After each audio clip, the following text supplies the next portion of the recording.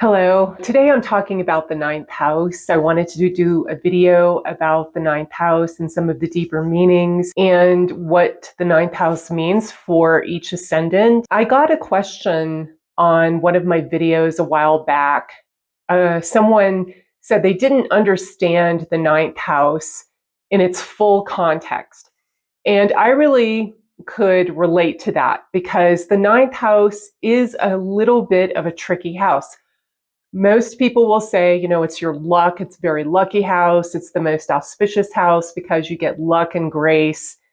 And it can mean pilgrimages or traveling to learn about a different culture or going for a retreat for religious purposes, things of that nature. And that is all true. But there are some pretty important, deeper meanings of the ninth house. And in addition to that, the Navamsha or the ninth harmonic that I wanted to touch on and talk about because this house allows you to tap into your natural inspiration based on your own nature. So the ninth house is a dharmasthana, or a place of dharma. It means your swa-dharma, which is following your own true nature.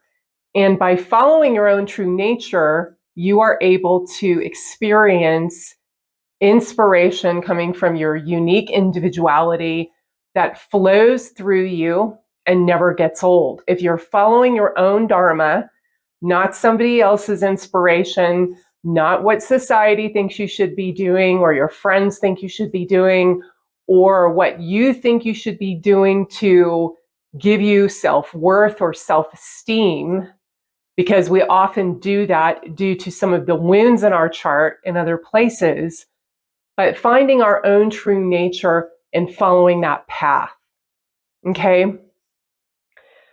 And that is what the ninth house is. It's divine inspiration, and that divine inspiration allows you to commit yourself to something higher and greater and want to merge with something or follow a path that gives your life purpose. They say that the ninth house means belonging to a community, and that is why the Navamsha, or the ninth division, means legal marriage, because now you belong to a community of being married. Being legally married gives you a purpose. There's somebody else in your life, and working together, you make a life for yourself. Then there's the community of ascetics, or people who devote themselves to meditation or taking themselves out of society to merge with the source or following some type of ascetic path. Then you have people who want to do something great, who want to devote their lives to changing the world in a significant, impactful way. Somebody like Tesla or something, okay? And they don't get distracted, so they have a higher purpose.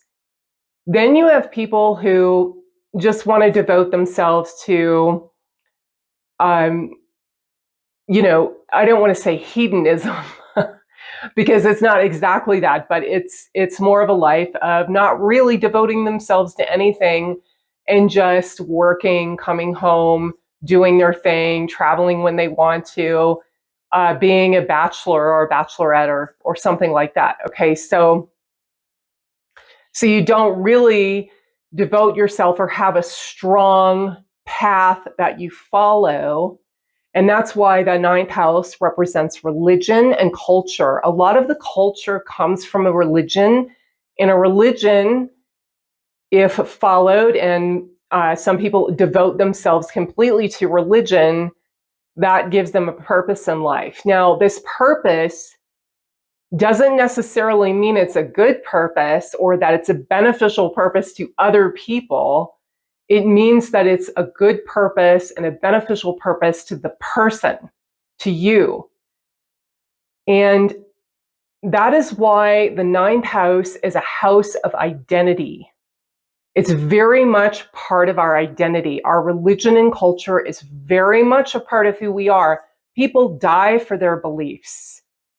They kill for their beliefs. So when you have someone who believes in something very strongly and is even willing to go that far for their beliefs, that is very much a part of their identity. And that's why the first, fifth, and ninth houses are all houses of identity. The fifth is more of our self-expression and creativity and the techniques that we do to follow our chosen path. The fifth house is the house of spiritual techniques, but it's also of our creations, the legacy we leave, what lives on when we are gone, okay? And that's why it represents children. But the ninth house is very much that identity we get from devoting ourselves to something higher, no matter what that is. Now, in the times that we live in Kali Yuga, the religions, a lot of religions, not all, but a lot can be anti-human, or they do not support the individual in their quest to find something higher that they want to devote themselves to. A lot of that can be seen in the chart when the person has a lot of trouble aligning themselves with the religion of their birthplace or their parents or their culture. Sometimes the culture does not support them in who they are, so they have to go somewhere else. In Kali Yuga, that actually happens a lot more. Okay? So that is why the ninth house is very much a part of our identity, because what we believe in is very much who we are, a big part of it. Not just kind of our attitude about life and our personality and our quirks and our habits. Those are all part of who we are too, but when we devote ourselves something to higher, that very much becomes a part of who we are. So I really wanted to touch on that because that's what the ninth house means. Now, another thing that the ninth house indicates that is not really talked about that much. It is talked about, but not really, especially in Western astrology. But the ninth house, the first thing that Parashara says about the ninth house is that it is fortune. That's the first word he uses, fortune. So the ninth house has a lot to do with our fortune and how fortunate we are in life. If we naturally follow our swadharma and align with our true nature, we're automatically going to be fortunate because we're doing what we were uniquely put here to do, or we are being who we naturally are without interference from the outside world, from society, from religion or culture. Okay?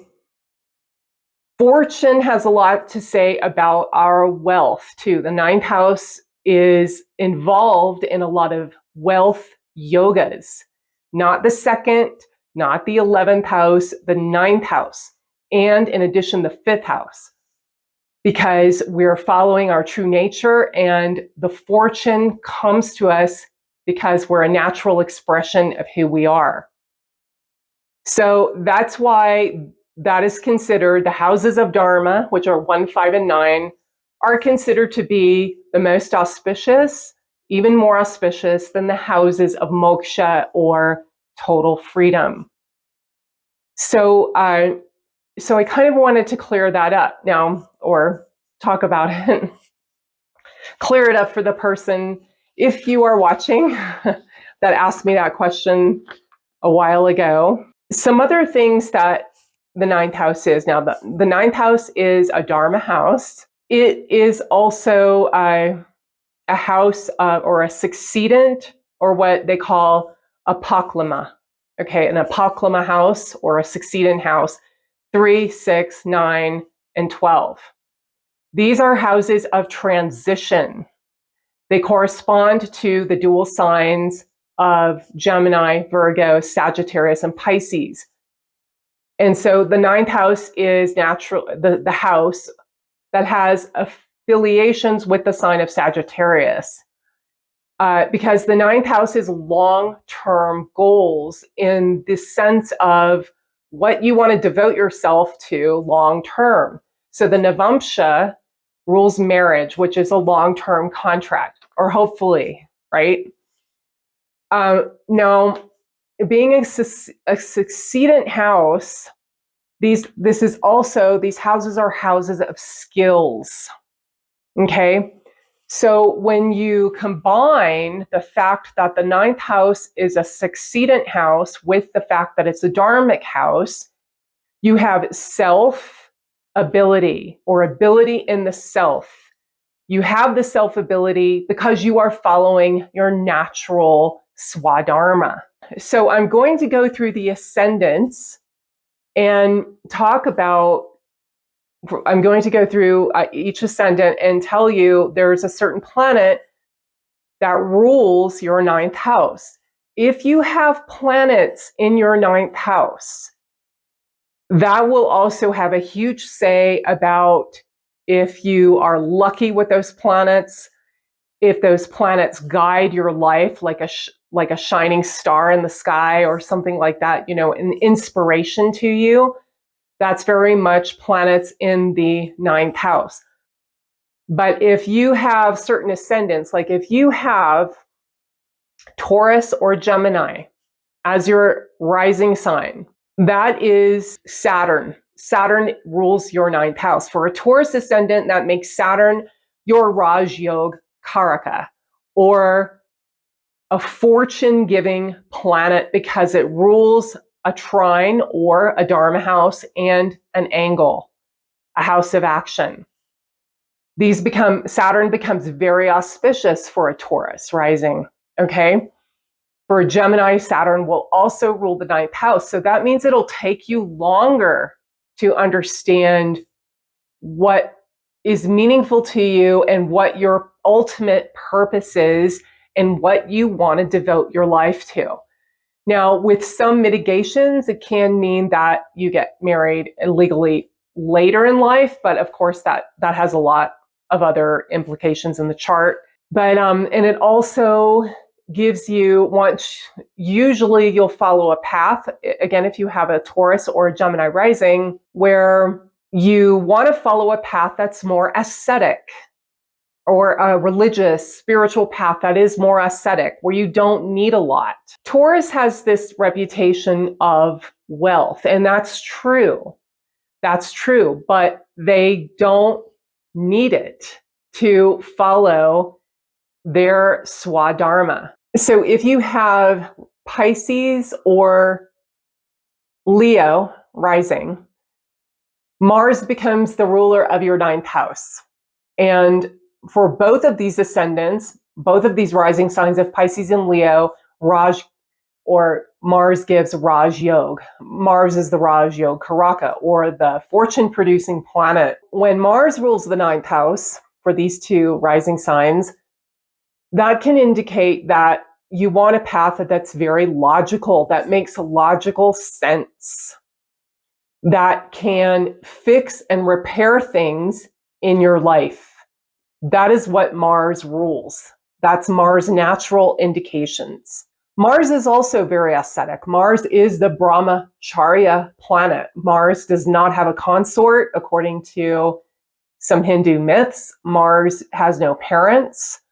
Mars came from the earth. So it can be a path that also includes a certain asceticism, and but also very logical and able to solve problems very quickly. That's for Pisces and Leo. So for Virgo and Aquarius, Venus becomes the ruler of the ninth house. And so you'll want to follow a path that is Well, Venus rules prophecy and poetry. Venus gives meaning where there is none. That's what Gemini says, okay? And Venus is a very comforting planet. Venus is a healing planet. Venus rules nurses. Venus rules massage and those types of things. So if for a Virgo and for an Aquarius, those are the types of teachers, as spiritual teachers, you'll look for. You know, of course, there can be some mitigations to that if there are planets in your ninth house. But usually you want to go for a path that has a more healing and comforting feel. Okay, that has a very beautiful, maybe even a romantic feel about it. And I'm not talking about romance, you know, with someone else, or although it could be that as well, the added extra beauty, the luxuriousness, which is Venus, the poetic, you know, if you get very inspired by poems or poets, having Aquarius or Virgo rising can make that happen. Okay, that can be a reason because of Venus ruling the ninth house. Aries rising or Aries ascendant and Cancer rising both have Jupiter ruling the ninth house. So for those rising signs, you'll look for a path that is highly knowledgeable, that holds a lot of weight, that gives you a lot of power. Because Jupiter, actually, one of the names of Jupiter is guru, and that means weight. It has a lot of weight. It's powerful. It has a very strong magnetic attraction. Jupiter, of course, is also extremely knowledgeable. It has a lot of wisdom. You'll look for very wise teachers or a path that gives you wisdom. And it's also a very creative planet. It is the creative planet with the sun. Okay, the sun and Jupiter are very creative. And so you would want to follow what will give you inspiration is being creative. Okay, what will give you fortune is being creative. And it's not that you will experiment with a lot of different paths, although that can happen if Jupiter is occupying the 8th house or the 3rd house or something like that. But you'll want to even kind of transform yourself into your own teacher through your creative abilities using the path you're on. So Capricorn and Libra, your 9th house is ruled by Mercury. Because it's ruled by Mercury, Mercury is the great investigator. Mercury loves to experiment. Mercury loves trial and error. So you may experiment with what it is that inspires you. Your skill set, learning as many skills as possible, can be very inspiring. And also investigating things, discovering things, managing. Mercury is a great manager. So that can also contribute to your fortune. Mercury types of things will contribute to your fortune. Mercury is a planet of fortune, believe it or not, because Mercury rules the earth element. Mercury manifests things on earth. So usually a Libra and a Capricorn can accumulate wealth more easily in life or accumulate more fortune more easily. Okay, for Scorpio. So Scorpio's 9th house is ruled by the moon. The moon is our self-image. The moon is a very social planet and likes to project a beneficial, wonderful self-image in your own eyes. So whatever your self-image is, you'll get inspiration from a path that reflects that back to you. It's also something where you have a certain amount of authority because the moon and Cancer denote the queen. Okay, it is both Cancer and Leo are signs of authority, but Cancer and the moon are feminine authority, which is more diplomatic, which is more, social networking and connecting with people, having relationships. It's also very important to a Scorpio to follow a path or get inspiration from something that is comfortable to them and gives them a very welcoming environment, which is also what the moon rules. It can also tend to give you luck and fortune with the public because, of course, the moon rules the public. Now, this can be mitigated by any planets in the sign of Cancer for a Scorpio, but usually that's kind of the connotation it gives when the moon rules the 9th house. Then we have Sagittarius. Sagittarius, the 9th house for Sagittarius is Leo. So it's very important that they find a path that reflects their true essence and true individuality. These are very creative people, very intelligent people, okay, with Sag rising. Creative because that 9th house is ruled by the sun, and the sun is a creative planet, just like Jupiter, their ascendant lord.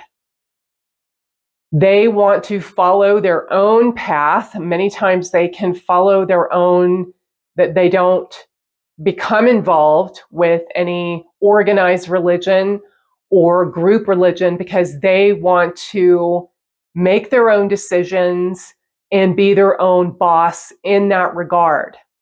Fortune will come from entrepreneurship, will come from being your own boss or having authority. Fortune may come from the government, okay, because that's what the sun rules. But the sun rules being your own king, okay? The sun does not like a boss or being told what to do. It's very antithetical to who you are. So Sagittarius rising people are extremely independent people, and they must follow their independence. That's where their fortune comes from. Okay, so let me know in the comments if you resonate with this or any questions you may have about the 9th house. Oh, and I wanted to add too that the 9th house rules legal marriage. I think I said that in the beginning. You know, religion, dharma, culture, but it also rules your parents together as a unit and how they raised you, how they socialized you. In Vedic astrology, they say the 9th house is the father as the guru. Okay, so the 9th house rules your guru, your spiritual teacher, your spiritual mentor.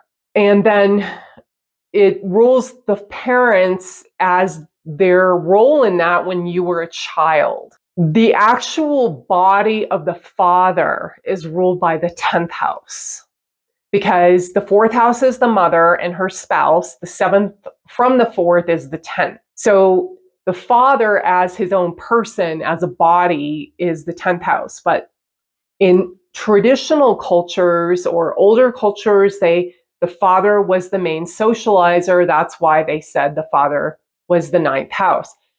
But in more modern cultures, it's both parents. Okay, what it indicates is the socialization process, the cultural values that were instilled, any type of religious upbringing you may have. If there's afflictions to the 9th house, or there's a combo between the 9th and 8th house, the 9th and the 3rd house, you know, the 9th house Lord and Saturn or something, it takes the person longer to figure out what it is they really believe in. There's nothing wrong with that. Nothing at all. And sometimes they go in a direction that is antithetical to what other people want from them. But that is the whole point of following your own swadharma, not somebody else's. So that's today's video, and thanks so much for watching. Bye.